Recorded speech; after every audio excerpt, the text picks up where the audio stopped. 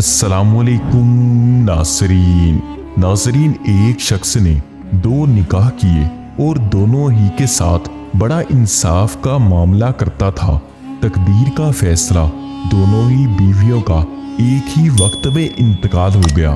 شوہر نے انصاف کے تقاضے سے چاہا ایک ہی وقت میں دونوں کو غسل دیا جائے، چنانچہ اس نے 2 غسل دینے والیاں بلائی اور ایک ہی وقت میں غسل دیا۔ پھر دفن کے لیے گھر سے ایک ہی وقت میں نکلنے کا ارادہ کیا۔